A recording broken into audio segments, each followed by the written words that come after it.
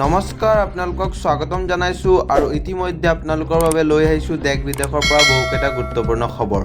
আজিৰ প্ৰথমটো গুৰুত্বপূৰ্ণ খবৰ হৈছে ৰিক্সাৱালাৰ ইনকামত চকু মুখ্যমন্ত্ৰীৰ। উজনি অসম এৰিব লাগিব মিয়াই। হালোৱা এছাৰিৰে কোবাই কোবাই খেদা হ'ব মিয়াক। উজনি অসম মিয়াই নেৰিলে ভয়ংকৰ পৰিস্থিতি হ'ব। মুখ্যমন্ত্ৰীয়ে গ্ৰীণ ছিগনেল দিছে, এতিয়া আৰু ৰক্ষা নাই। এফালৰ মিয়াক খেদা হ'ব। উজনি অসমৰ পৰা বিচাৰি বিচাৰি মিয়াক খেদা হ'ব। মিয়া মানেই ধৰ্ষণকাৰী, মিয়া মানেই ডাকাইত, মিয়া মানেই চোৰ, মিয়া মানেই ড্ৰাগছ বেপাৰী। অসমখন ৰক্ষা কৰিবলৈ হ'লে মিয়াক খেদিবই লাগিব। মিয়াৰ বিৰুদ্ধে মুখ্যমন্ত্ৰীয়ে যি কৰিছে ভাল কাম কৰিছে। আমি মুখ্যমন্ত্ৰীৰ লগত আছোঁ।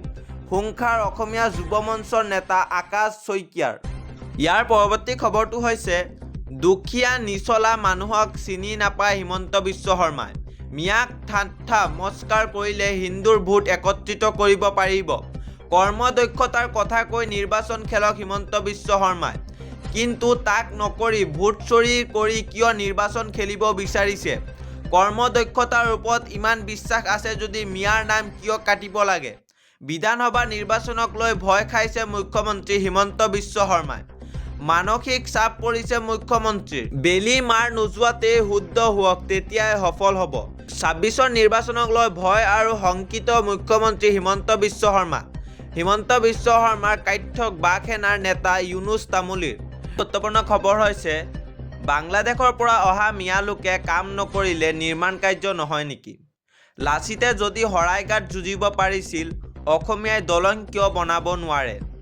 এতিয়াৰ পৰা ৫০% শ্ৰমিক থলুৱা আৰু খিলঞ্জীয়া হ'ব লাগিব।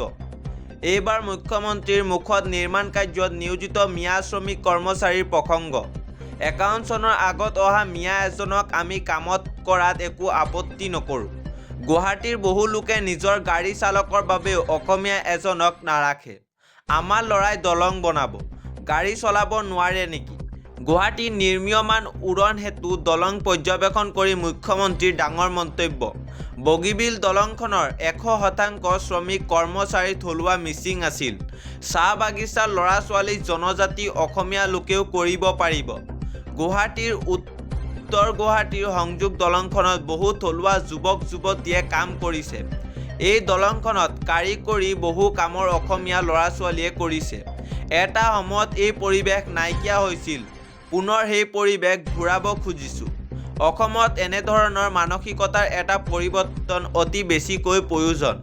বাংলাদেশৰ পৰা অহা মিয়া লোকে কাম নকৰিলে নিৰ্মাণ কাৰ্য নহয় নেকি?